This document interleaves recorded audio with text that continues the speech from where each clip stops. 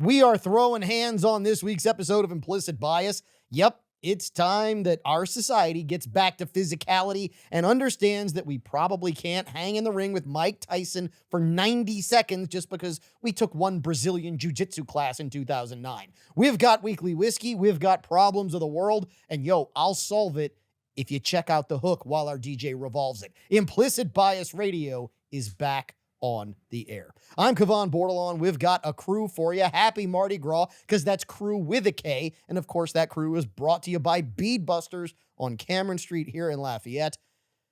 And it's time that we recognize something. In the past few weeks, the world seems to have forgotten a universal truth. That maybe one of the wisest quotes ever came from one of the smallest intellectual minds ever. Look, no offense, Mike. It's a testament, though, to your wisdom. Mike Tyson did once say, everybody's got a plan till they get punched in the mouth. Now, I don't know about you, but that line today hits harder than Tyson did in '86. And it's not just about boxing. It's about life. It's about the consequences we never see coming until they're rearranging our dental work. Why?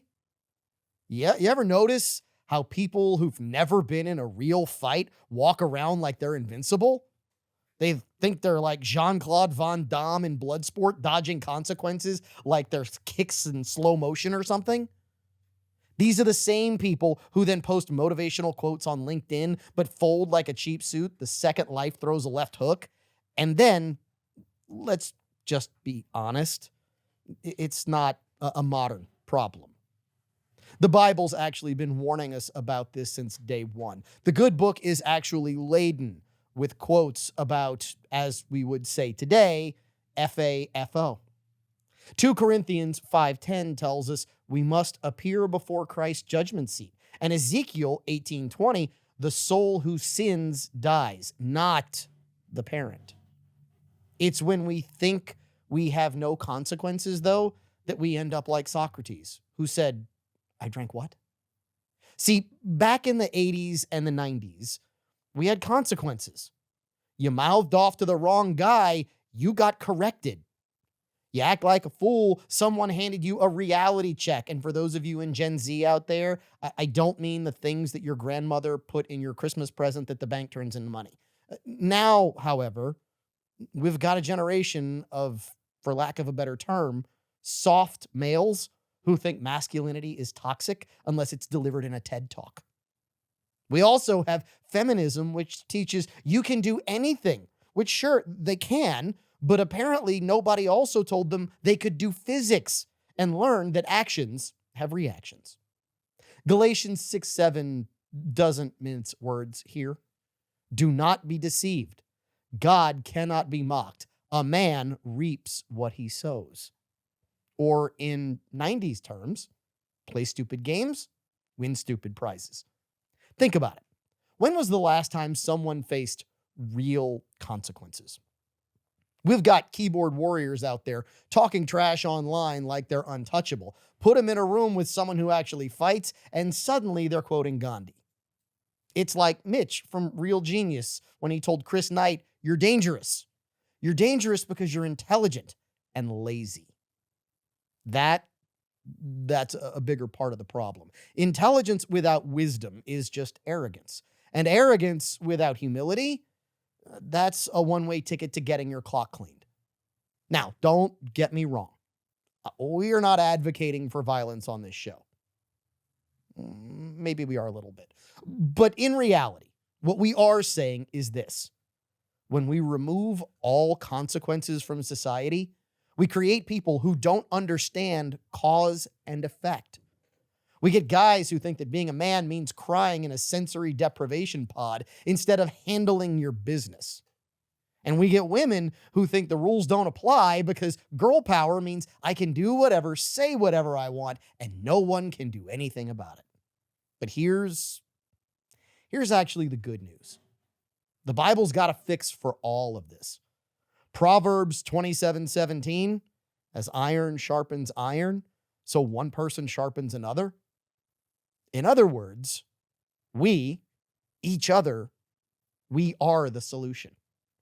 Real men hold each other accountable to a standard. Real women don't let nonsense slide. And real people understand that, yes, you can do anything you want, but also understand that the plug of consequences rarely shows up lubricated. So as we jump into this week's show, full of great whiskey and questionable life choices, let's remember this.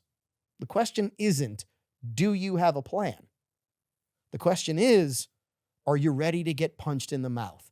Or to go back to our 90s language, which is needed more and more today, is your butt ready to cash the check that your mouth just wrote? Or maybe the check that your implicit bias is about to write. So, are you going to be the person who thought you could take it until reality showed up and started swinging? Just so you know, there will be no swinging on the show here tonight, but there will be plenty of swigging. You know, drinking quickly, weekly whiskey, problem solved, fantastic conversations. It's all coming your way on Implicit Bias Radio. Cheers. Weekly whiskey time, and happy Mardi Gras from Implicit Bias Radio. I'm your host, Kevon Bordelon. Welcome in to the Mr. Lester's top secret podcast lair. And oh, do we have some news for you on what's available at Mr. Lester's the month of January. And Caleb? Sir. I was wrong last week. Surprise. It's not a three-pour flight. What? It's not a three-pour flight. I don't think you're going down in a number. I am not going down in the number. Son of a gun. Go to Mr. Lester's. It's $17.92 a month. They are featuring a 5-pour flight for $30. You know what? The show's over. Let's go. That is Caleb Morse, your co-host. He is the Rustic Renegade. And then, of course, at the bar. So, Paul, we didn't get to teach you this because for those who can see on video, they will not see your eyes at all. All they will see is a shadow and basically your mouth. Yeah, they'll see the bourbon goes in, whiskey comes out, which seems like it was... Wisdom. Hold on, you actually need to pull that. Wisdom comes out. What did I say? Bourbon goes in, what comes out? Whiskey. Well, bourbon goes in, wisdom comes out, yes. Because that's the reality. We actually had that shirt made years ago for this show. And I don't know, did you have that hat made or did you buy that somewhere? You had the patch made, you have the hat. Yeah, there you go. Cool. So people will see the patch, they will see the hat, but that means they will not see the face of superior audio video. Sorry about that. But that's because you're wearing the hat. That's on you. There you go. No, you don't have to take it off. Look, if you want to leave it on, it's okay. I'm not shaming you here. Just be aware of the consequences of wearing the baseball hat. That's all we ask, right? And then, of course, next to Paul Sabache, Paul E., which I think your nickname's going to end up being Pauly Shore. I think you're going to be the Weasel. Yeah, there we go. Caleb I tried to do this. Then, of course, next to him is the numismatist. And man, it has been way too long since we have had Louis Pizzolatto on the show. Louis, you got to grab the mic because, man, of all weeks to get you on the show, we'd been trying to have you on the show some weeks when your expertise was going to be needed. But stay tuned. We're not going to talk about it a ton in this segment because this is the weekly whiskey segment. We're going to need your expertise. It's been crazy in your world. It's been absolutely crazy. It's been crazy in my business world and business in my personal health world. It has taken me. I got beat down a little bit, but now I think I'm back. We are glad to have you back, and I'm very happy to be here. We are thrilled to have you back. And yes, stick around for that discussion if you're listening, whether it's terrestrial radio podcast, because we have to talk gold and silver before the end of this show. And we're probably going to talk about it just because there are so many things developing in so many places. We're probably going to talk about it in multiple segments. Okay, so it is weekly whiskey time, though. And that means it is time for the Implicit Bias Liquor Collective to roll out another pick from a store here located somewhere around the TSPL, Lafayette, Louisiana, where you can get very special picks of, man, just unobtainium stuff that you're only going to find at that store. Our Implicit Bias Liquor Collective partners, if you're up north in Opelousas, it's Benny's Grocery. Karen Crow, it's Champagnes of Karen Crow. In Lafayette, it's Ambassador Wine and Spirits. If you're in Maurice, it's New News. If you're in Youngsville, it's New News. If you're in Abbeville, it's Champagnes of Abbeville. And this week, we have a pick featured from Champagnes in Karen Crow, which an Old Forester single barrel strength. I'm curious as to where this sits, and let's start at the bar. And I'm going to say this to begin this segment. Old Forester is not my jam. Me and Old Forester and my palate, for some reason, I just get spearmint. Too much spearmint on every Old Forester I have ever tasted. So I'm curious as we drink out of our beautiful Mardi Gras colored glasses, the purple, green, and gold, which, by the way, we will have king cake on this episode as well. Lewis, what are you thinking, since it's been such a long time since you've been on the show? And I know that when it comes to proof, you're getting up there. Listen, I don't know if it's been so long since I've been here, or I just said I'm so thirsty. But for me, it surprised me because I didn't know it was Old Forester. No, normally Old Forester is not anywhere in the top of my list, but I find it pretty damn good. I'm going to tell you. Okay, so what do you like about it?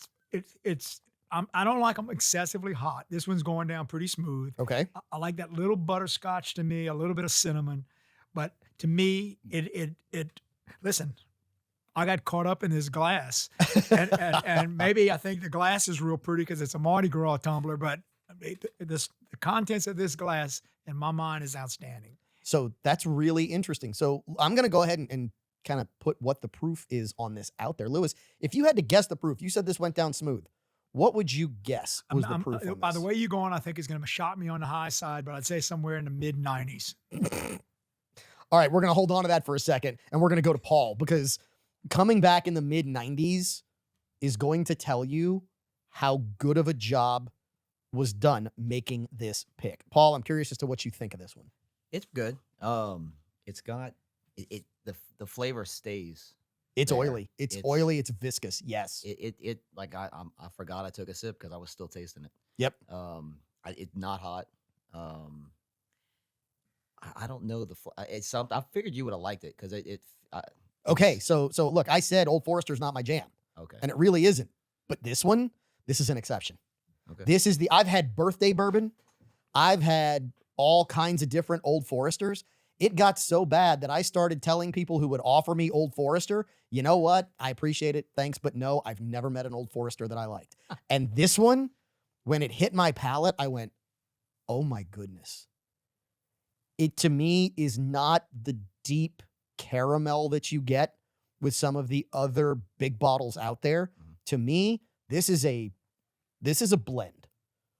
Take It's got a lot. toffee. Yeah. I don't know that it's a blend of whiskeys. The flavor profile for me, take toffee and mix it with butterscotch. So if you could make butterscotch flavored toffee, that's what I would get here. I would absolutely get that deep, dark sweetness that you expect. It's crisp.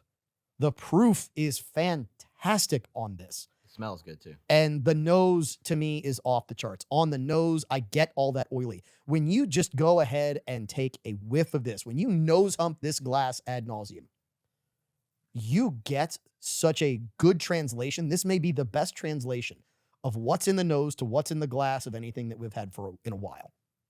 Because it is very, very true on the nose as to what you get on the palate. It's got enough aggression in it to give you the spices that you want. It's got enough oak. It's almost even candied oak is what I get here. I don't get just oak. I get almost candied oak on this single barrel. And I'm not going to spoil this for Caleb because I know he already knows the proof. But when I tell you this is 129 and change on the proof. Oh, really? Yeah. It does not drink like that. No, it does not drink like that. Does not drink like that at all. Caleb? So, like on the nose, I get molasses, almost like a hookah bar. If you ever smoked a good hookah and Nope. they have the thick molasses around the tobacco and they light it up, and not the weird flavor ones, like the ones that's just straight molasses on top of tobacco. That's the scent I get, followed by just nice warm leather. Normally, Old Forester is really woody. And it's almost too woody, instant heartburn, that kind of thing for me. I think the only one I really like is the 1920. Okay. But this one is not that. It's complex. It's got legs.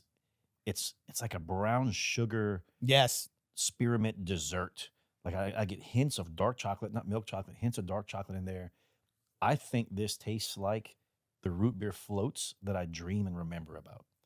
I don't get the spearmint on this. Yeah. That I normally get off of the Old Forester mash bill.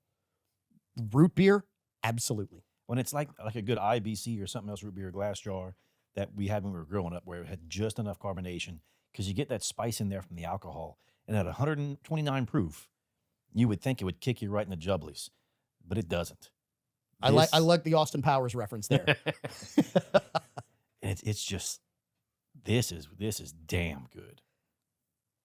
I was not overly excited. I don't get overly excited. I haven't been overly excited when people would tell me, hey, we're getting an Old Forester pick. I haven't. This reinvigorates me with regards to what Old Forester can be. Because birthday bourbon, and everybody knows everything that goes behind it, and you're always thinking, I'd like to have that flavor profile of birthday bourbon. I want to try birthday bourbon. It's supposed to be this big deal. And I've had it. Don't care about it. This is really, really, really, really, really good. You take the mic. You got to just pull the mic, Paul. You're good. How many years? So I don't know that I didn't find a statement. I didn't know that did there not was an find a age statement on here, which tells me that it could be. And I didn't see one. To me, this drinks like it's got to be 8+. I don't foresee a bourbon drinking like this under 8 years. What, Caleb? No, I've been using AI, and it already has an assessment for what it thinks our ratings will be. Oh, I guarantee what our ratings are going to end up being for this. We've got Harley running video in the back on production. I'd love to know kind of what he thinks, just for him to give us a color. I don't know if we can get it from him. We won't hear him, but He's it's over okay. there playing a concerto on his lights. He's thinking real hard. Yeah, he is. That's the voice That's what of I Aaron smelled. David. That's what I smelled. He's thinking of blue. He's thinking of blue. Interesting. Very, very interesting. Okay, so what we need to do now is, and Caleb, I'm amazed that we didn't get the Caleb Morse signature review on this. Like, I want it I can't, because this is so different from what I expected. It really threw me a curveball. And the memory that it brings up has nothing to do with it. Because the memory of when I think root beer with this, the memory that comes to mind is when my mother ruined me for root beer. And this is not that. This is just delicious. I can't wait to get a couple drops of water and whiskey in this, Oof. because I don't those want to. couple of drops, and Paul's looking at me like I'm nuts. I'm telling you, we're going to introduce you to water and whiskey, It's our probably going to proofing bring water. It's going to bring out that molasses flavor a lot Yep. more. You might get a little more burn, but I'm willing to bet you it's going to make it a dessert. Okay, so I'm going to help us out with the Caleb Morse review, because Okay. I know what this now reminds me of. Grade school and middle school, St. Martin's Episcopal School, Metairie, Louisiana. We'd go in the cafeteria and we could always buy different cookies. It wasn't a typical school cafeteria. Well, I would always buy, and this is what this reminds me of. There were these old granny cookies. You know the ones I'm talking about? They came 2 to a pack. Yep. There was a frosted molasses cookie. You know the one I'm talking about? I know which one you're talking You know, it came in a blue pack with white writing. I can't remember the naming on it, but I remember that damn cookie. And that's what this reminds me of. Mm. This reminds me of that frosted molasses cookie. It's sweet enough without being oversweet. You get that deep molasses, that butterscotch toffee that you don't get. And this has totally just blown me out of the water for an Old Forester. So let's do this. It's time to rate this on the Morse Whiskey rating code, and for us to play What Would You Pay on the What Would You Pay Championship Belt Chain presented by Box Drop. So, for the rating code, for those who are new to the show, the Morse Whiskey rating code is as follows. Red, I wouldn't drink it even if it was free. Yellow, I would only drink it if it was free. Green, I would buy this. Blue, I would seek this out. This is special. And then for the What Would You Pay Championship Belt Chain, here's how it works. People are going to guess what the pricing is. And whoever gets closest to the price, that person will be the winner on this show of the What Would You Pay Championship Belt Chain presented by Box Drop. So let's start at the bar. Who's going to go first? The microphone's in the middle. Somebody grab the mic. And Lewis, first of all, where do you rate this on the Morse Whiskey rating code? Blue. Oh, wow. Right off the top. Right off the top. I'm- Straight Listen, blue. I'm licking the inside of the glass because that's what's left right now. Well, there's more. So- Don't worry. Okay, so I've already checked that out. And number 2 is usually I guess like a crazy high number, but I guess if we're going to be straight up and honest, what would I pay? I'd pay $129. $129 and a blue. So the price of silver tomorrow. Yeah, pretty much.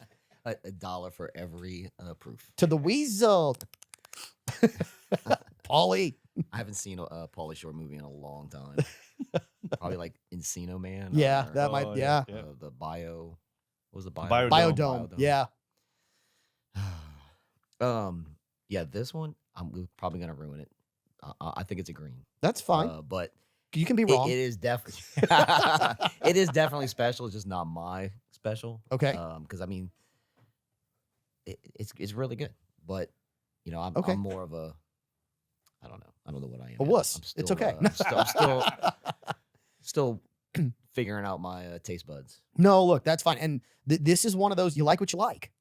And honestly, like I said, I was fully expecting Old Forester to not sit well with me.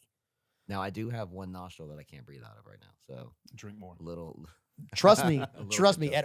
At over 129 proof, this will open up your sinuses. But it doesn't like it really hasn't. Like, I don't get that burn at all. It is proofed really, really It's well. like when you said 129, I was like, no way. Yep. Yes way. The weasel. All right. So Caleb, I'm gonna go ahead and give my rating, and then I'll let Okay. you give your rating because I'm pretty sure I know where you're gonna land. I know where you are going to be too. Yeah. And I also know, oh, you gave $99, Paul? Yeah.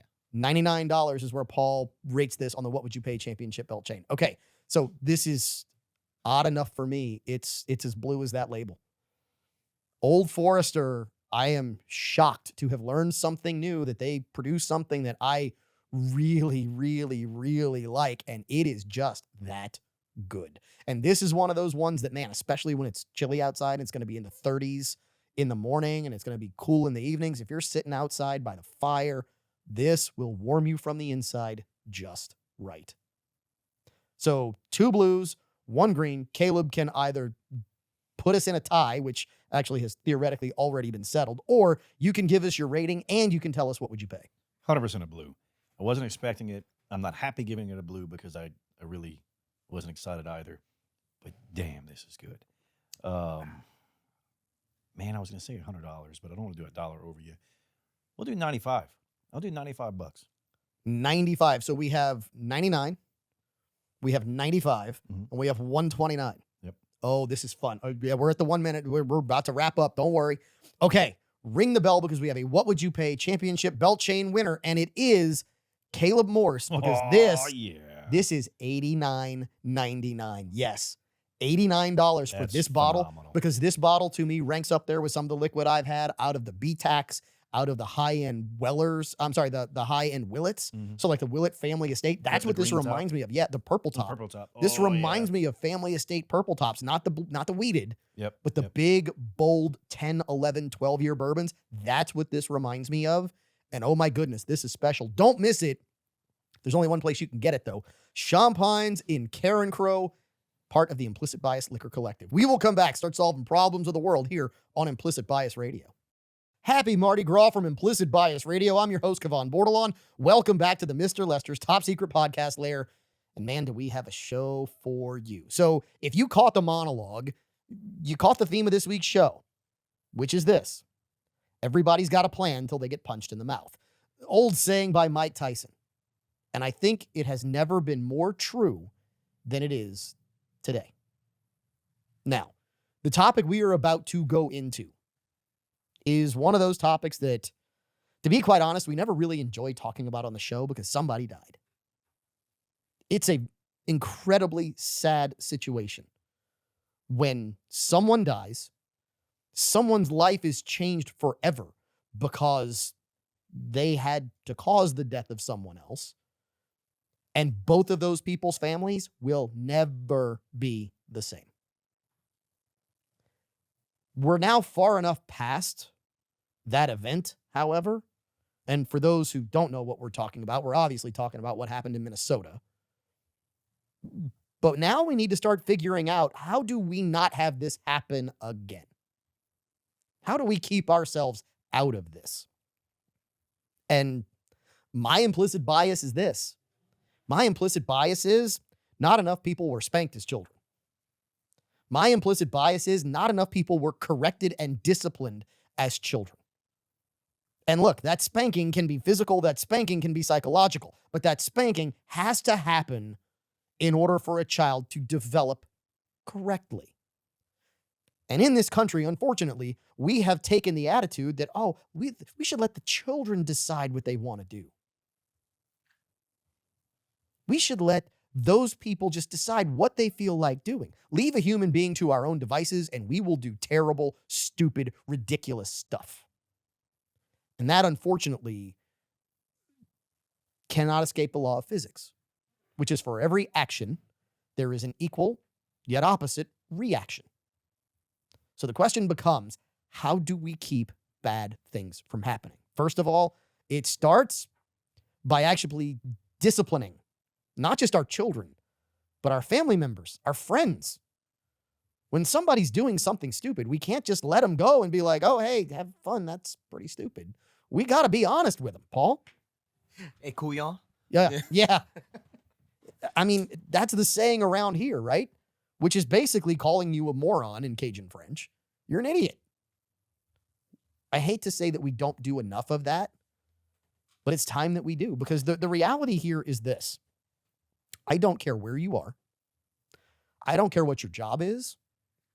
Well, there are exceptions to every rule. But I don't care where you are. I don't care who you are. If you strike law enforcement with a vehicle, the odds of something bad happening to you are ridiculously high. Caleb, I see you pondering over there. Yeah, and look, do I think that this ICE agent is legally in the right? Yes. I think that when you look at all the different camera angles, everything else, there's enough there for a jury of his peers and for anyone else to look at their SOPs and say, yes, what he did was in accordance to our policies. Now, just because you can do something, even in her case, does it mean you should? She could have been there. She had a legal right to be there. Should she? She had a legal right. Okay, hold on. Yeah. Not at that point. At that point, she had been told, stop the car, get out of the car. Not once, but twice. She was now in a situation to be detained. And instead of her complying with a legal order because she was there obstructing justice all day, Obstructing justice is a very gray area. it is. I And don't you give disagree. Obstruction of justice. You have there are a couple of charges that are, think of them as powdered sugar, right? So it's what Little law something enfor- extra. Little lanyard little to the lanyard, charges. they use it, right? I get So- it. And look, you have a legal right to be anywhere and everywhere. Correct. She has a legal right to protest. You do not have a Yeah. legal right to interfere with law enforcement doing Correct. their job, which is Correct. what she was doing. Yeah, You and don't have a legal right to block traffic or just have your car. in No. the Which, middle. which No. actually she had done in excess of 4 minutes, which Right, when yeah. you're in these situations seems like forever. yes, and so she crossed a line at some point. Fair. The ICE agent that was there as well, could he have done what he did? Yes. Should he have?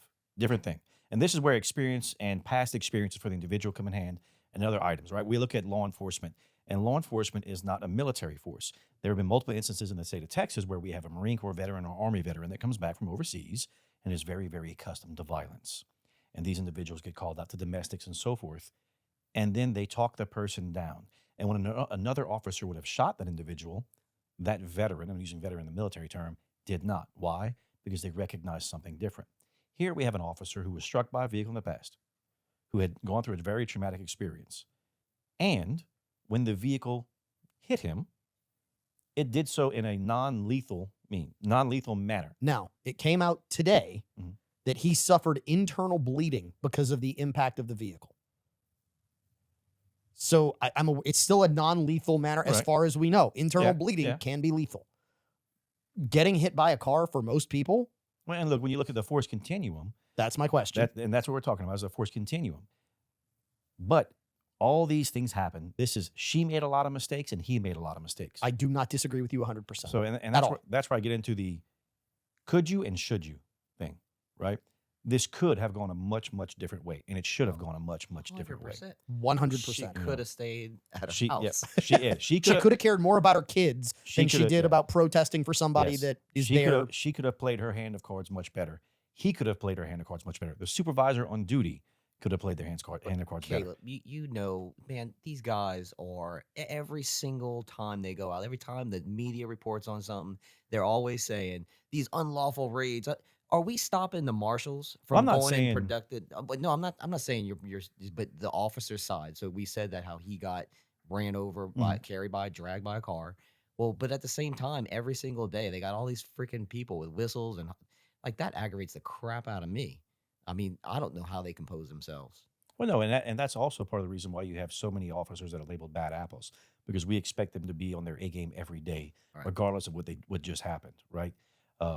But ICE is different than standard police as well. I do want to bring up soften the mood a little bit because when you said prior service serving domestic disputes, I went straight to Major Payne. And he was looking for a job. Yep, yep. Don't hit women. And look, I'm not saying what he did was illegal. I think that in the court system and everything else, this ICE agent is going to be found that he operated within their SOPs. I think they've already said they're not even Yeah, bothering they're not going to do taking anything this with it. any farther because, Yeah. I mean, ironically, the governor of Minnesota, former vice presidential yeah. candidate, signed into law a little over a year ago Mhm. a law that states, and I'm going to paraphrase here, being hit by a vehicle constitutes assault with a deadly weapon and warrants use of deadly force Mhm. or lethal force in response. I mean, he signed that law in not a year ago. Lewis, you want to chime in? The whole thing about the protest irks the shit out of me. I mean, We got to edit that. We're good. I'm just going to tell you, these people get away with way too much on protests, and I have nothing against protests. Get me a nice little sign, stand on the curb, not interfere with anybody else, holler and scream all you want. But when you get in people's faces, you push them, you do this, you do that. Everybody's a reporter now, even if they're using their iPhone. I'm a reporter. It's absolutely ridiculous. That all needs to be cleaned up everywhere. Lewis, you bring up a really good point. So ring the bell for Lewis because this is there we go.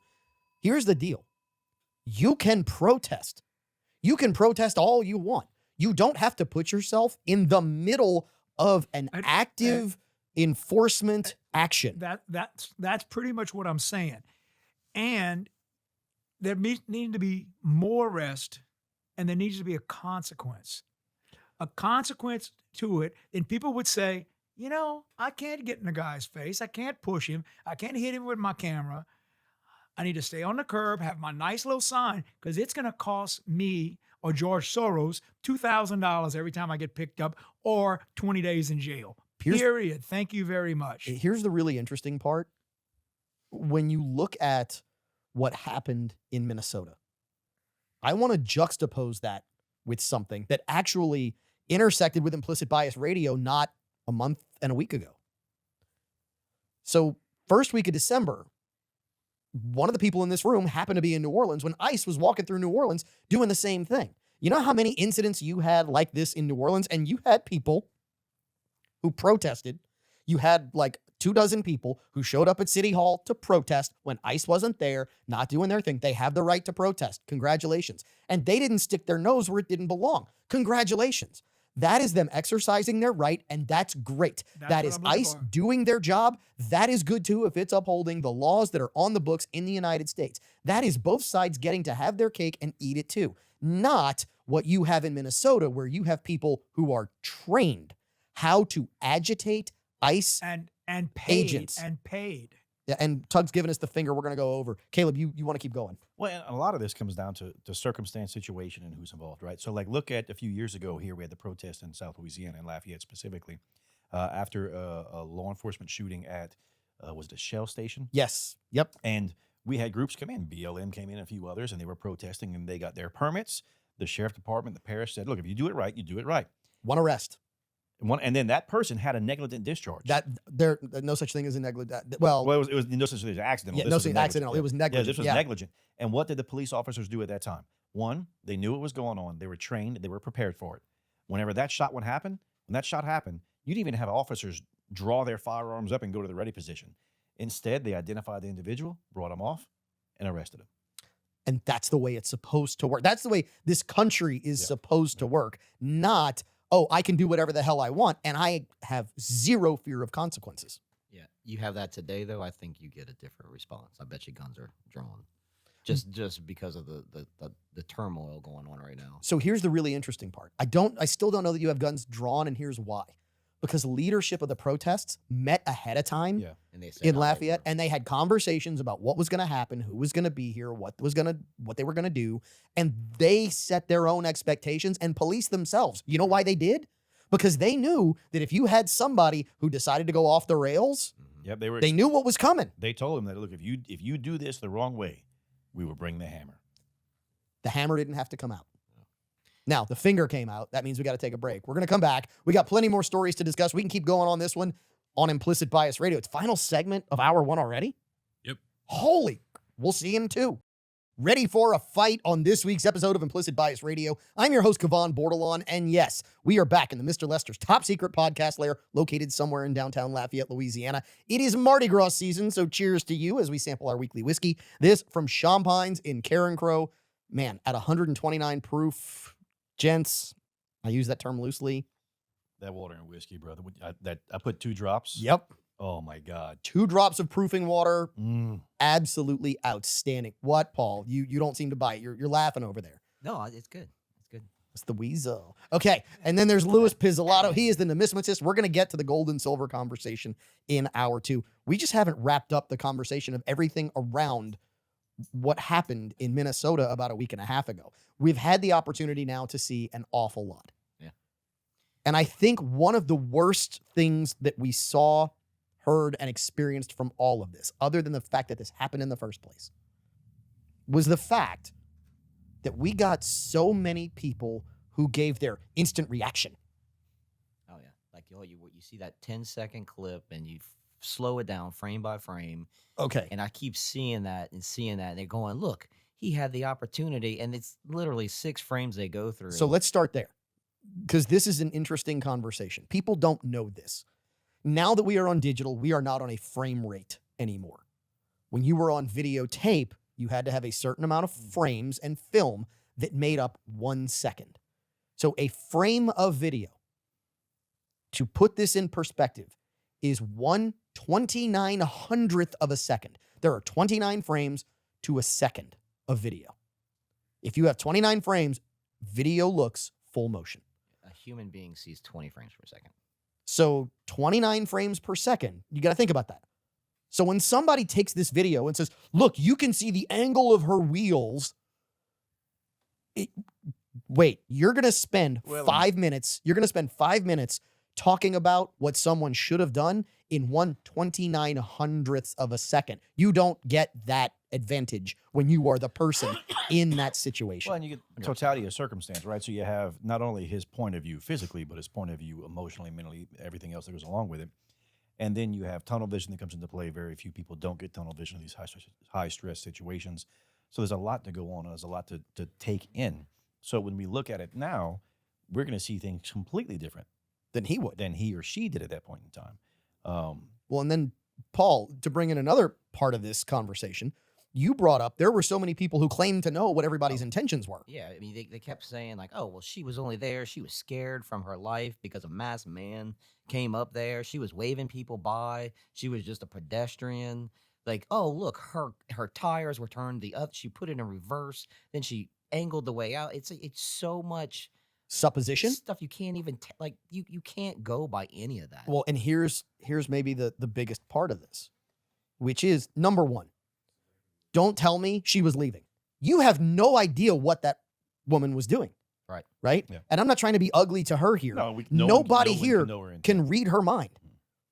So stop right there. Don't tell me she was leaving. Mhm. Don't tell me what she was doing. Don't tell me what she was thinking. Don't tell me she was freaking out or she was scared. Don't tell me what was supposedly going on between her ears. Yeah. Do not. She was leaving. She was leaving without her wife because she put it in drive. The car locked. She couldn't get in. So much stuff revealed with the police officers' footage, and that came out like the next So day. this is maybe the biggest part of all of this. Her intention does not matter. No, she was evading. Whether Right, she yeah. was leaving, Intention's irrelevant. whether she was leaving, whether she was intending to run over the officer, whether she was trying to get to the local Baskin Robbins because they were about to run out of the 31st flavor, it doesn't matter. The only thing that matters is what a reasonable person Mhm. in the position of the officer who was struck by the vehicle and fired fatal shots, would a reasonable person believe that they were in harm and fear of their life? And That's all that matters. I mean, that's what's going to come out for the legal precedent. And I think that he'll be fine. It's not going to get to that point, but I think he'll be I would fine. agree. I don't think he'll get there. Lewis? I think the woman was mentally ill. I mean, because all are. when you get out there and you put yourself in that position, she has 2 young children, from what I understand. She has 3. My understanding is she has custody of 1. Okay, what she has children. Yeah. You don't put yourself in a position like that where you follow these protests around and around. You get into it. You get in people's face. If you have young children, you have a spouse, and you're essentially not right in the head. Well, Now, the policeman does not know that. He doesn't have any clue that she's not right in the head.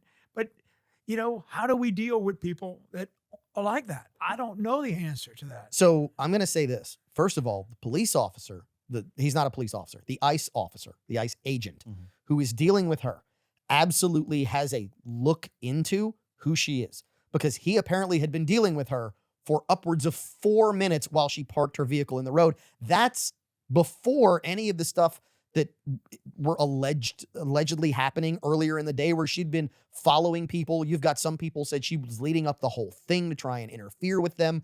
So if I've given you a half a day's worth of context on me, you've got an opinion of me already.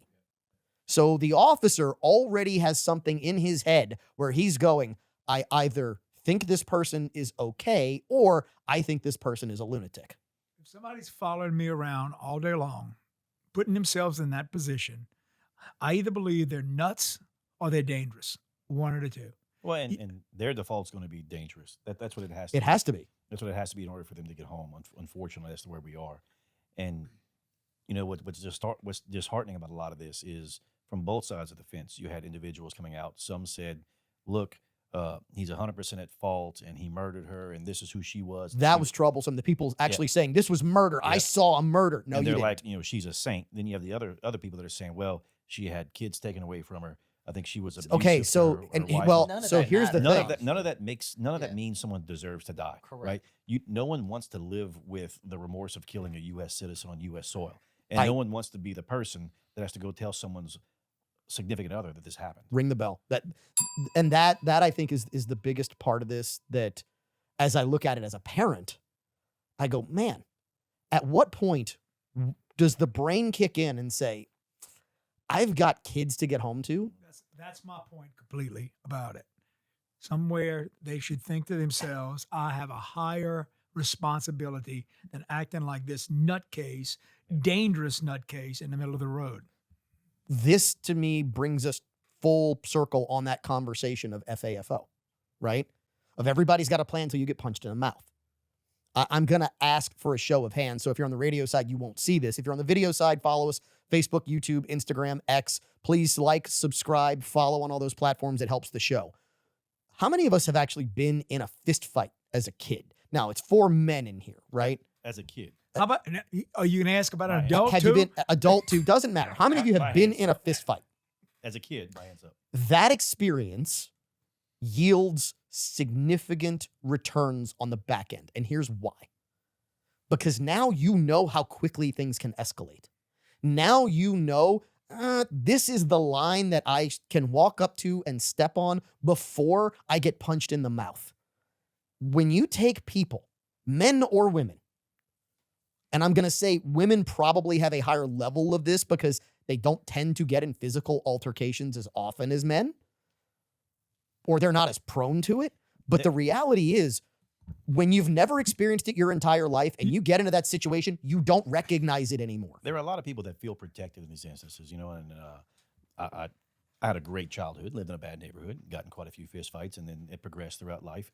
And you try in the military, and everyone else tries to teach you verbal judo or verbal jiu-jitsu, and you learn what you can do, how you can employ your will upon others and other means. And then at the end of the day, you're like, well, sometimes you just need to hit them like a cue ball, right? Because as you go through the conversation, you figure out, okay, this is going nowhere, and now violence is the answer. Yeah, she. There's so much footage out there in voice, and you can hear her say, on one of the clips, "Hey, why didn't you have rubber bullets in there?" And then one of the other footage from another camera was like, "Oh, this is so my fault."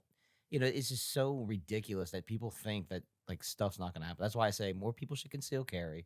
Stop the crap that's going to happen right as it's happening or before it happens. Like to be able to see it, like that's one of the biggest things that somebody said like a long time ago with I forgot which president it was. He's like, "Oh well, why are we you condone all that?" And I was like, "Yeah, man, one guy that's not known to be carrying could ruin a whole thing." Yeah. It just Yep. And look, not that concealed carry would have stopped this incident, well, but correct. at the end of the day, we have to be prepared. We have to understand and know this one thing that is a universal truth. We'll wrap up this segment with this statement.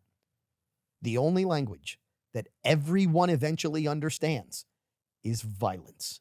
And the last thing you want is to get to a situation where you have the ultimate violence exacted upon you because you just simply didn't understand what was about to happen because you weren't ready to get punched in the mouth. Implicit Bias Radio, Hour 2 gets more fun. It always is. More weekly whiskey when we come back.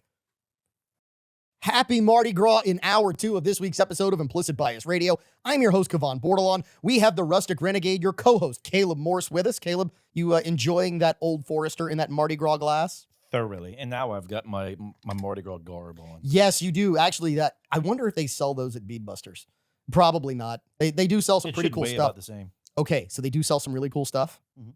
Have you seen their LaToya the Destroyer impeachment ice cream beads? No. It looks like a pint of ice cream. It's got her face on it, and it says impeach mint ice cream, like chocolate mint ice cream. It's fantastic. Okay. This I is get it. this is what Mardi Gras is for.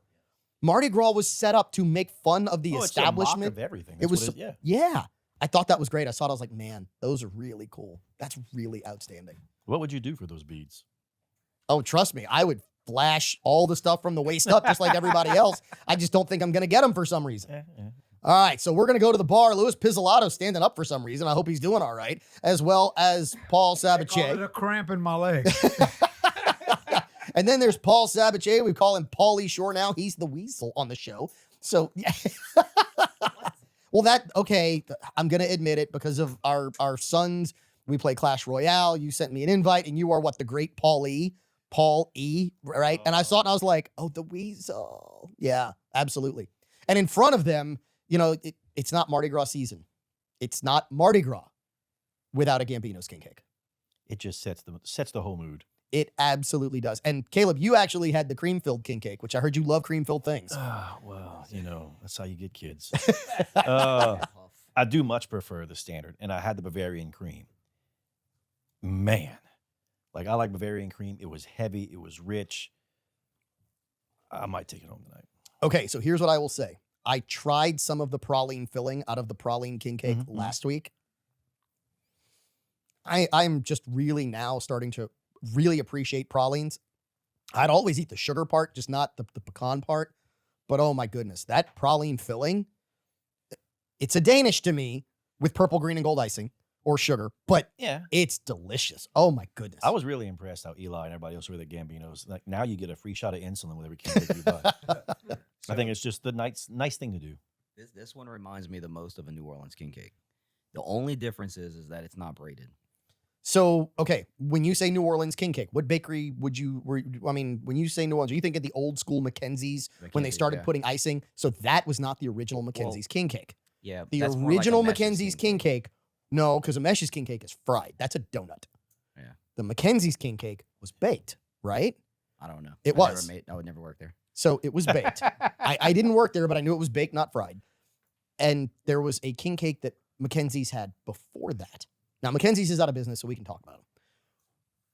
I didn't know. The original Mackenzie's is just like this, very, very similar to this. It's a soft, sweet, almost brioche bread That's the way it's supposed to be. But it with was the braided, purple right? purple, green, and gold icing. No, Well, what the it didn't have to be braided. Braided was how I learned how to braid hair. My, It's wi- the my same wife braid. was like, how Yeah. do you know how to braid? I'm like, well, that's how the king cakes are made. I got no argument against that. Yeah. So look, if you're looking for a king cake, you can go to Gambino's here in Lafayette. You can pick them up if you get one in Baton Rouge.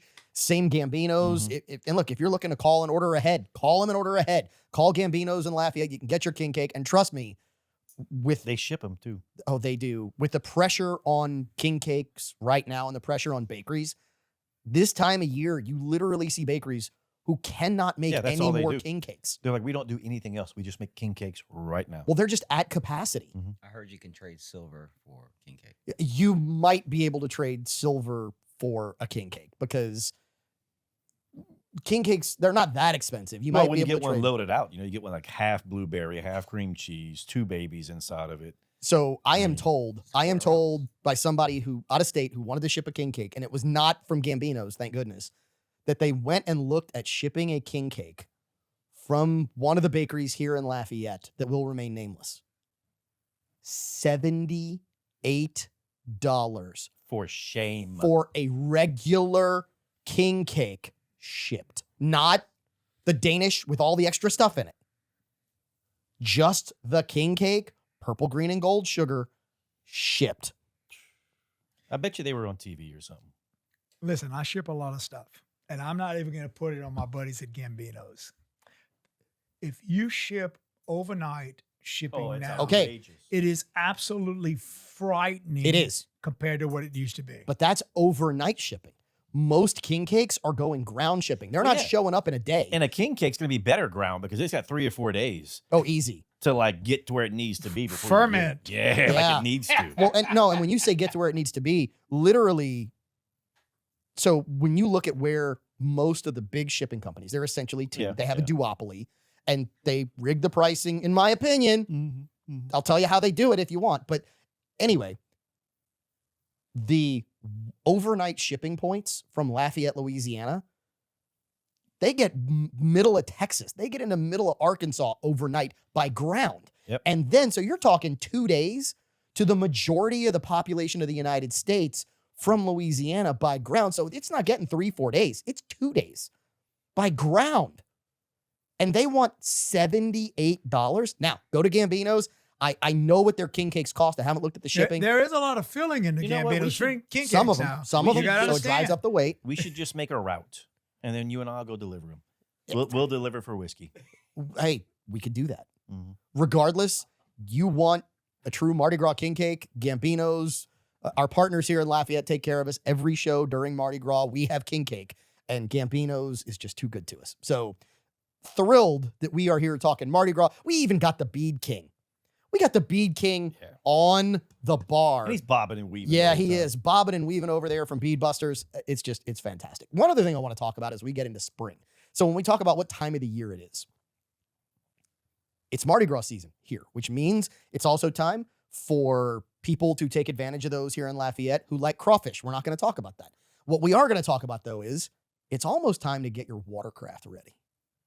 Because while we're getting a little bit of cold weather, that recreational watercraft, as you start thinking about our partners at Lafayette Power Sports, at New Orleans Power Yep. Sports in Kenner and New Orleans Power Sports in Mandeville, their stuff, I mean, now's the time to start doing the maintenance to Yeah, make now's the sure you don't time get to- stuck on the water. To flush them, make sure the fuel's taken care of, double check your oil, make sure the hull, check the dry rot rubber on your seals for your plug.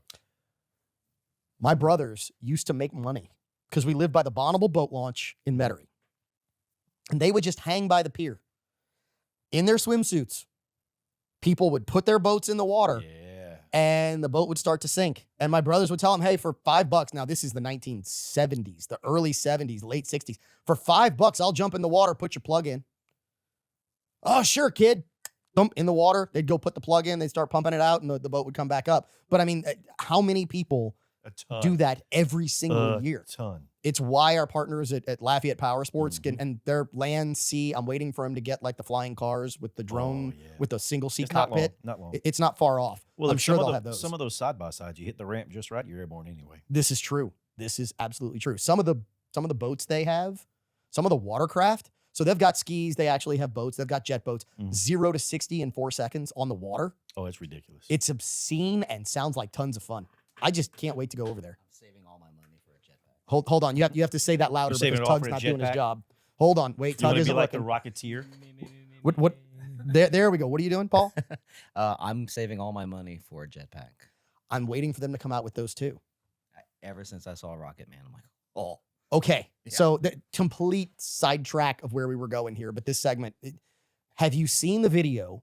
There is it almost looks like it's military grade, and it's not a jetpack, but it's turbines that are wearable. So you have turbines that you Oh, in hold the on your hands. fist. Yeah, You hold them on your hands. There's one on your back, and you control throttle control on your hands and directional control. Oh, they're awesome. And literally, they show people who will fly from military seagoing vessel to military seagoing vessel, and they do landings this way. They're awesome. They are so cool. And I would love to be able to do that and to experiment and have fun with one of those. sign up for 4 years and you too. No, That's right. So, they Yeah. have an affiliate program. I'm just worried that I'm too old and fat for one of these things. I mean, I don't weigh that Yeah, much. gotta test the limits. They're That's not it. worried about you so much as they are getting their equipment back. This is true. This is true. Because trust me, I will get it, I will use it, and then I will sell that. Mhm. All right. So speaking of selling stuff, and I don't know how much time we've got left in this segment, Tug. About 4 minutes. Okay, so- I like 8 minutes. But perfect. That can get us into this That's enough for 2 conversation good times. because this is going to be a good time, no doubt. So Lewis, we had you on, and as a matter of fact, I think our most watched reel in the history of Implicit Bias Radio has to do with you, because we talked about the price of gold and silver back in 1971, its relation to the dollar, the fact that we're decoupled, and what's happened to the price of gold and silver since then, and what's happened to the dollar and the purchasing power. But what we didn't talk about was where the actual value of silver maybe should be. So for those who have not been following the price of gold and silver right now, like today, the day we recorded this episode, silver has jumped within the last 4 months from $30-ish an ounce to, as of today, $93 an ounce as a high. I think it was 92 when we actually started the show. 92. Oh, it's 95 now. It was 95 this morning. Oh, it hit 95 this morning. Holy crap. Lewis, the numismatist, Old Scrooge McDuck sitting here next to me. what's going on? Well, it's something different. Understand? Let's start with me. 47 years I've been in business. It's never been a market like this. It's absolutely crazy. There's all kind of different ins. There's all kind of different outs. There's all kind of different causes, but nobody knows the real cause. But it seems like, one, there is a shortage of silver supply. So I want to clarify. When you say shortage of silver supply, you mean we are needing, requiring, utilizing, burning up more physical silver than is out there on a consistent basis, correct? That's number one. Okay. Number two, there's an extreme shortage of refining capacity. Okay. Meaning the requirements for this is high grade silver. Meaning your forks, your spoons, that's not high grade. Your old silver coins are not high grade. You're talking superconductor grade. Superconductor grade. So that means, and to translate, even if you have the tonnage in raw silver, Right. you can't process it fast enough to meet the usage requirements for what's needed. Exactly. Okay. And then there's a spread differential in the price of silver between what they call the bid and the ask, because people are saying, you got to understand, it's going to take now months to go from not refined silver to refined silver. So Okay. that it's a crazy market. Deep pockets help a lot from a business standpoint. Now- But the bottom line is, with all this AI stuff, all of this technology stuff, it requires more and more and more silver. And all of a sudden they've woken up, especially when China has decided they want it. Okay. I understand there's something else at play here, which is you have different exchanges. Like you've got the Chicago Mercantile Exchange. You've got the Singapore Exchange. You've got the London Exchange. And that there seems to be people who are playing One against stupid the, games. One Well, against the other. They're playing stupid games by initially shorting paper silver. So selling it at a lower price, selling it. So if it's at 95 or hit 95 today, now they say, oh, well, I'm going to sell it to you for 85. And they are literally attempting to submarine the price. They're putting so much money selling at 85 that they're trying to submarine the price to get it to below 85 so that they can buy to take delivery. But they never actually see real silver. They're just playing with paper, correct? Right. Paper silver's been the downfall of the silver market for decades. Now, and that would that be different than a silver certificate, or would that be a silver certificate? You talking about the old time silver? Yeah. Old time silver certificates are worth $1 and change. Okay. All right. Because the government years ago, when I mean we can go into a lot of stuff, but the government said we're not backing them with silver. Okay. They're nice and blue and pretty, but guess what? It's $1. It's Yeah, going to it's stay $1, but you got till the end of 1970. If you don't cash it in to get silver, Yep, you got nothing. you're not getting silver. You got $1, but that's it. Okay. So you've got ridiculous demand. You've got demand outpacing supply. You've You've got refinery capacity that can't keep pace with demand, even if you had supply. Exactly. Then you've got people who are dealing at different prices messing with it. And then you've got people trying to submarine the price at times. Well, That sounds like a lot going on. Listen, that's why I look like I look. I mean, I'm beat to crap. Let's call it like it is. You know, it's tough right now, and I don't see it breaking as far as not being tough, the business. And let's say everything stays the same, it's going to be months. It could go one way or the other. I don't see it shortening up. I could see it. I could see it getting even tougher. It is. So when you say getting tougher, you mean you think there's a possibility the price could continue to rise? the price. Listen, the price will continue to rise.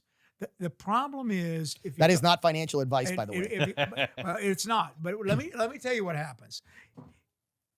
I'm kind of waiting for a little downturn, but of course I've been waiting it for the last $40. Mm-hmm. What's different is you got big players. The Chinese. The Chinese are huge in this. Bank of America issued a forecast that said the price of silver in 2026 is estimated to be between 135 and 309 an ounce.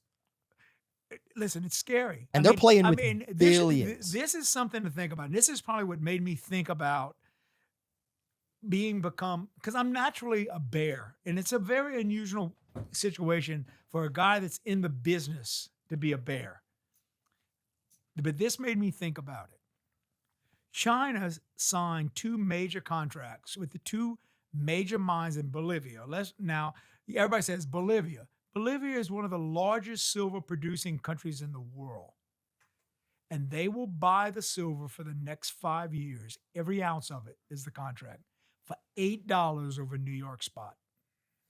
Okay. Period. Let's stop right there because we're going to continue this story in hour 2 of Implicit Bias Radio because there's a lot here. I mean, a lot here. So do not go away. We're going to continue to talk gold, silver, and man, what it all means on this week's episode of Implicit Bias Radio as we FA and FO. Actions have consequences on this week's episode of Implicit Bias Radio. We've got Weekly Whiskey, and we've got a crew here that's going to help you understand all of that. We've got the Rustic Renegade. He is Caleb Morse. We have at the bar Paul Sabatier of Superior Audio Video, and we have our numismatist of Coin and Treasure, Louis Pizzolatto, as we have started going down this rabbit hole of where precious metals are today. What's happening with them? Why have we seen silver in the last 4 months basically go from $32 to a high of 95, still in the 90s as we record this episode? And actions have consequences. One of the consequences with silver, we talked about all the reasons why price could go up. There's another reason that we didn't talk about, and it's this. It is pure physics. Silver, Louis, you were telling us, compared to all the silver that was mined, there's only a fraction of it still left that's been already mined, correct? That's correct. If you think of gold, it's a high 90% that was since beginning of recorded times is still around. So all the gold that's ever been mined It's is still around high 90-ish percentile. Now, I'm going to tell you this, and I'm going to throw gold in here because we talked about, but understand, all the gold that's ever been mined can fit in one single Olympic swimming pool. Oh, Scrooge McDuck. Wait, what? Let me do this again. All the gold that's ever been mined since recorded times can fit in one Olympic swimming Is it pool. because it's that dense? It's dense and it's rare? Now, Wow. silver is much more Abundant.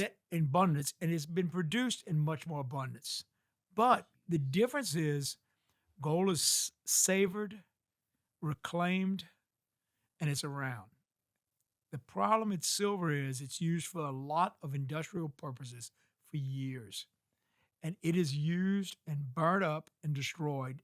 And it's not worth refining and bringing back to life, for lack of a better word. It's not worth the recycling process. Exactly. Okay.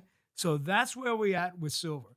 And silver, all of a sudden, when you throw in this AI stuff and everything else, electronic stuff, finally, what's happened is the reality has hit the guys that have shorted it for years, most of them for financial, but also economic reasons, they've kept it down.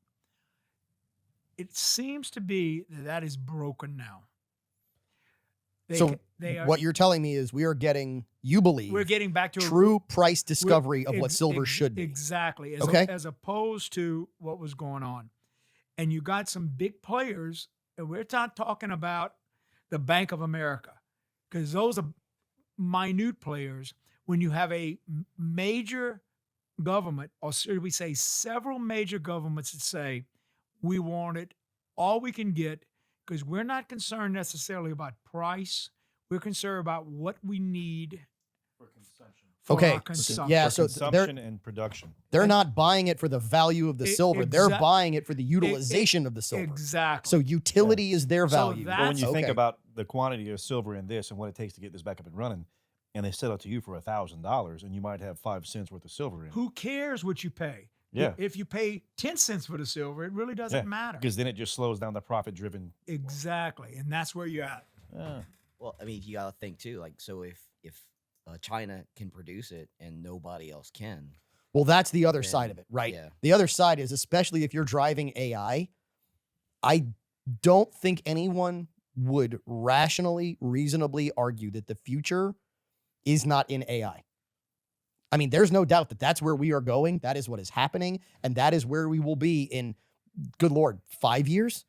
Where will we be in 15 years? We have to have the ability to process that data. And in order to do it, you have to have the silver. So this is an outrun of utility when you think about, oh, it's not just the price of it, it's all that. It's if we have it and you don't, we don't just beat you from an energy perspective. We beat you from every perspective. When you think about the fact that it's used in warheads, it's used in military grade weapons, and you think of all of that, you could essentially restrict what any other government on the planet can do if they don't have silver. And for so long, it was always talking about paper stuff. And we've talked about paper stuff when I've here before. The problem is there's still paper stuff. But the people that are buying contracts now, when it gets to the end of the contract, they're not saying, let's roll over my profit. They're saying, I want my silver. Oh, and that's how you get to the great silver short And squeeze. that's where we're at now.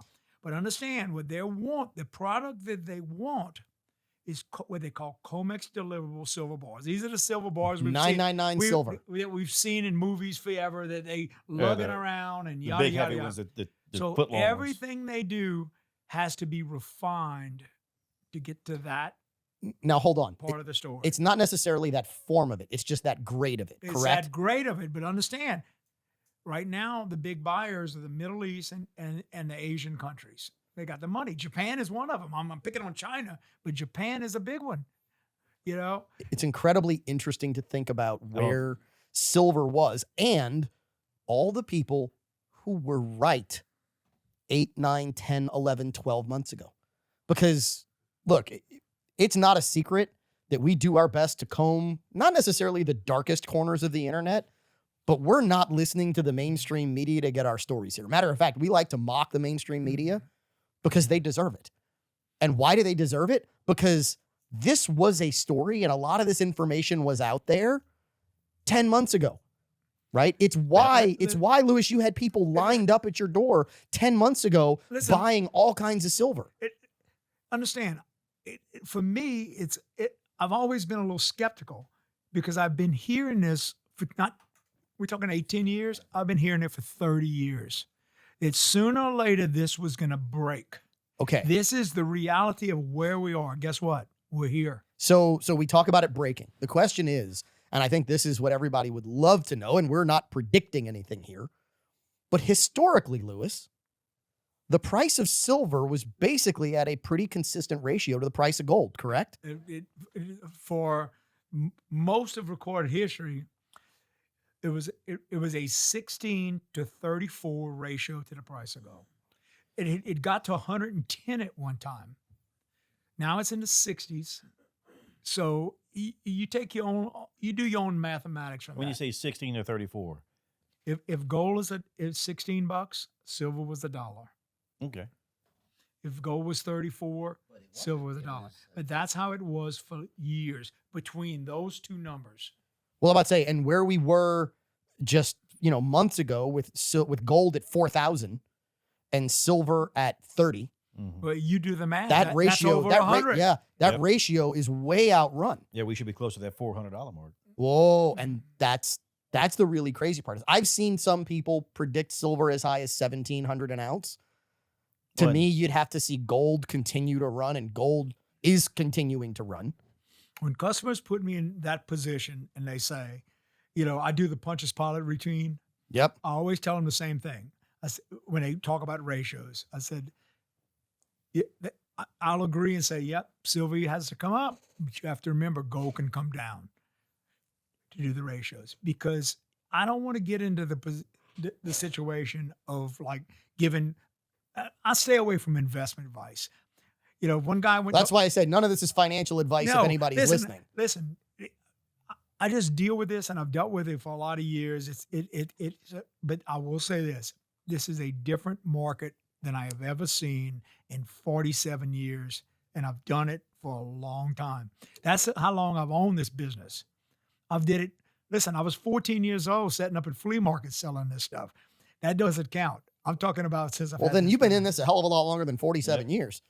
I have, but I'm talking about since Well, you know, Well, I mean, business I'm just is saying, if you started this Yeah. at 14, even if we gave you till you were 30, this would be going for about 165 years. Well, all right, we got to take a break. Tug, You're exaggerating. It was actually 157. okay, there we go. Tug gave me the 1 minute finger. We'll come back. We got more problems of the world. Penultimate segment after this, Tug.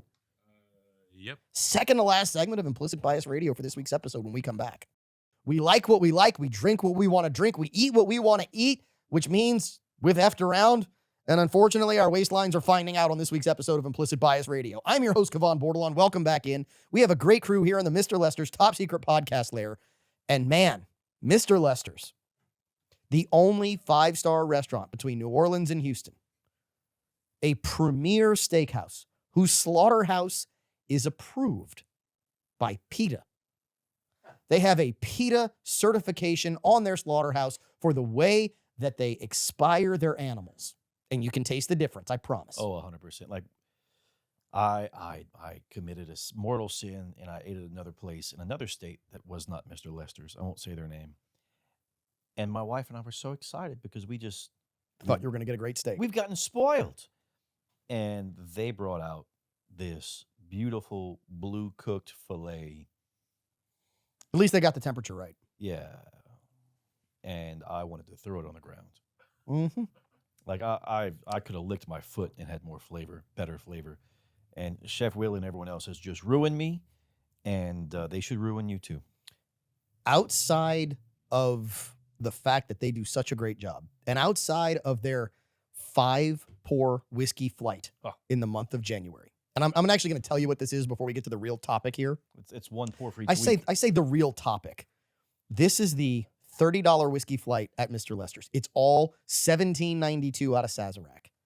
It's $17.92 single barrel, $17.92 sweet wheat, $17.92 small batch, $17.92 full proof, $17.92. It's not small batch. I'm sorry, $17.92 small full proof, $17.92 You can just say full proof, 12-year sweet wheat, 12-year, single barrel.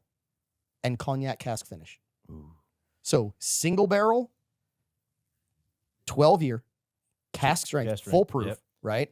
Sweet wheat Sweet wheat and cognac. and cognac cask. $30 flight at Mr. Lester's. And you know why Mr. you Lester's almost got a whole bottle right there in front of you. Yeah, almost. You know why Mr. Lester's is really happy though? Because we have a new food pyramid. And whiskey's on the top. We have whiskey's not quite there, but a food that we do love is. So did y'all know King Cake's at the bottom? King Cake is at the bottom, Paul. As much as I do love King Cake, I'm glad there's a King Cake season, because if not, oh, I'd be in trouble. Meats and fats are now at the top of the food pyramid. So we have essentially, in the United States, started to eat in a very European way, which is meat, fat, then vegetables, down. The lowest thing are your grains and carbohydrates.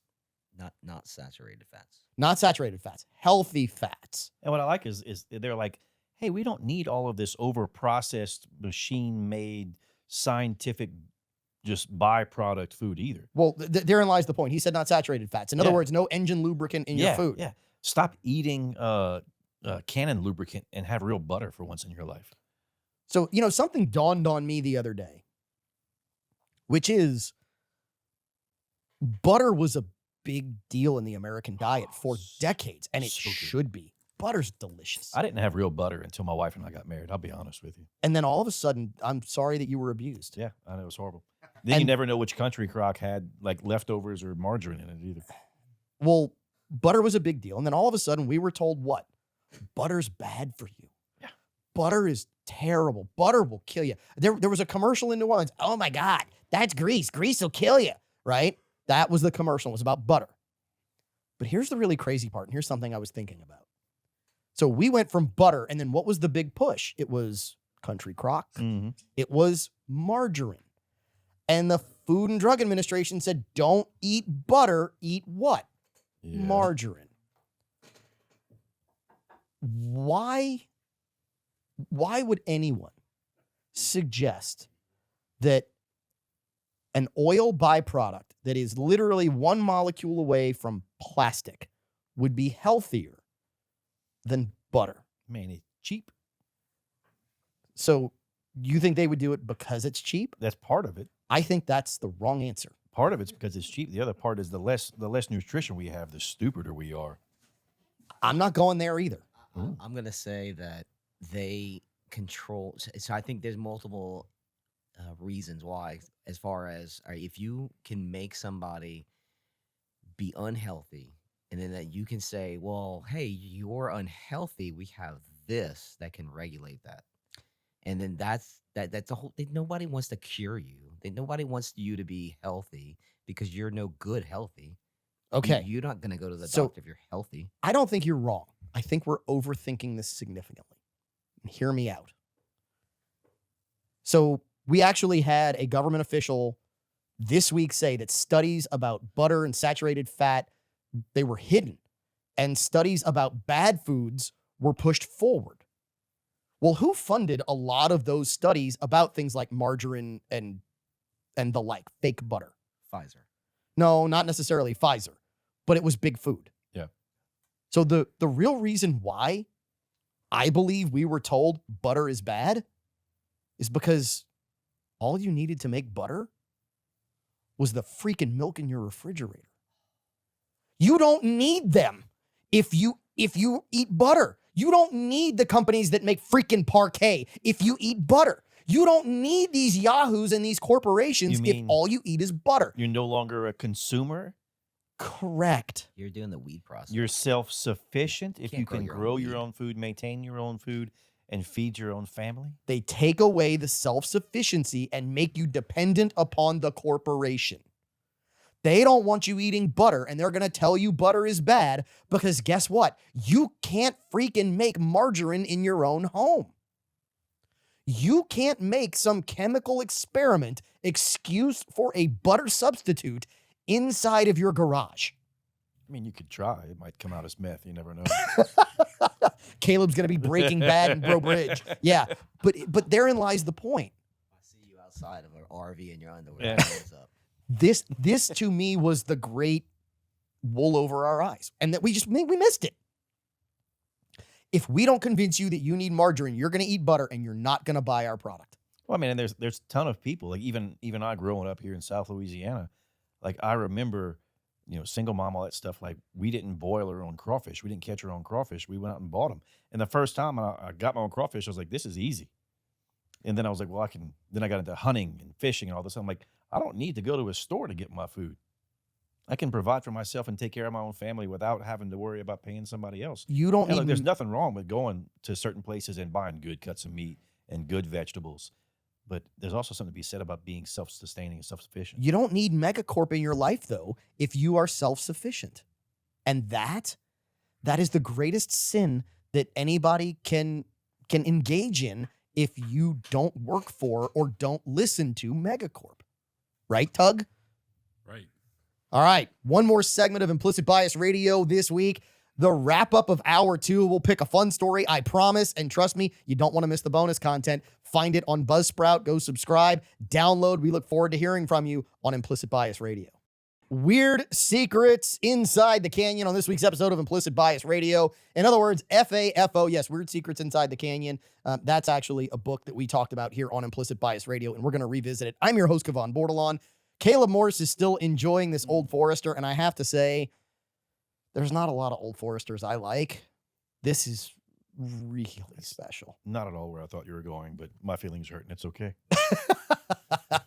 Yeah, I don't like Caleb much either. Anyway, to the bar, we have Louis Pizzolatto. He's the numismatist. He's been talking gold and silver on this episode. If you missed it, please go subscribe to Implicit Bias Radio wherever you get your podcasts. Get them downloaded, especially since we're in the final segment of this week's episode. Because in the coming weeks, we are going to sample a weekly whiskey that is an absolute home run, grand slam, king of kings bottle of whiskey that is coming to the Acadiana area. And if you subscribe to the podcast, you will find out the day that it drops. If you wait to listen on terrestrial radio, you might completely miss it because you're going to get the episode on radio almost 24 hours after the bottle and the barrel drops in this area. So it would behoove you to sign up on Buzzsprout. Correct. Yes, in bonus content, absolutely.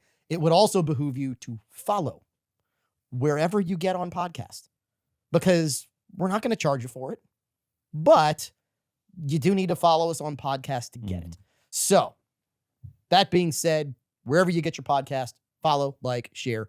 Weird things going on inside the canyon, and that's actually not the official title of the book. Let me give you the official title of the book. Weird Secrets Inside the Canyon. Memoirs of an Insane Man. Not quite. Oh.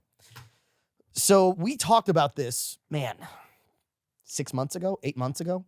I read the book, and it basically outlined how almost every musical act of the 60s that came out of Laurel Canyon, which, Caleb, do you remember what else happened in Laurel Canyon in the 60s?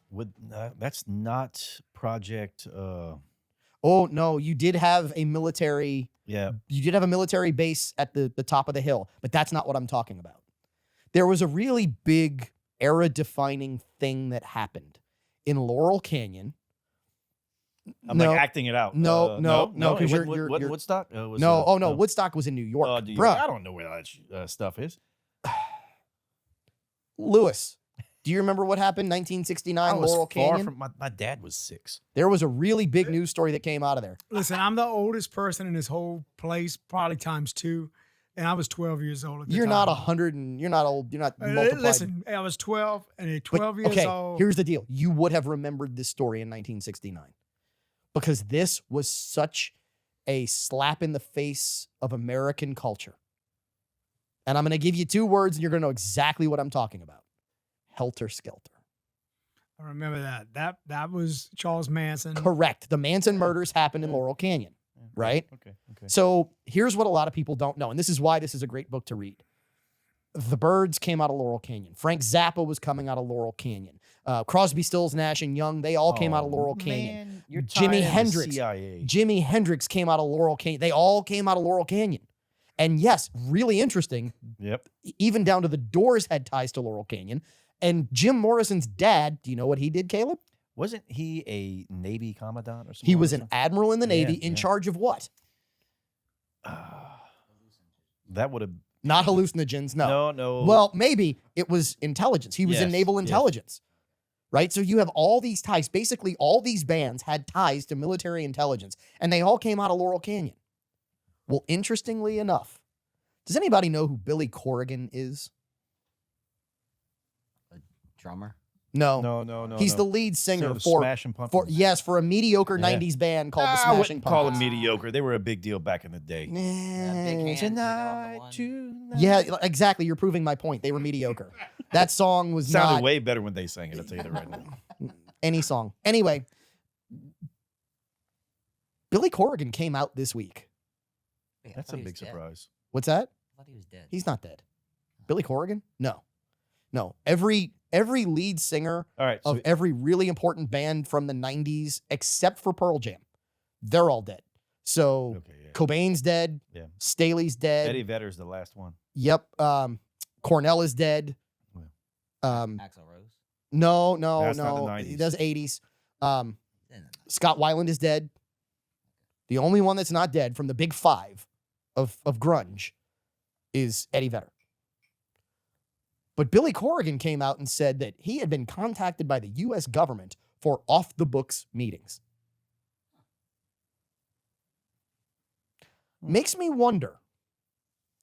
You ever wonder why maybe we don't have any more rock and roll bands in the top 40?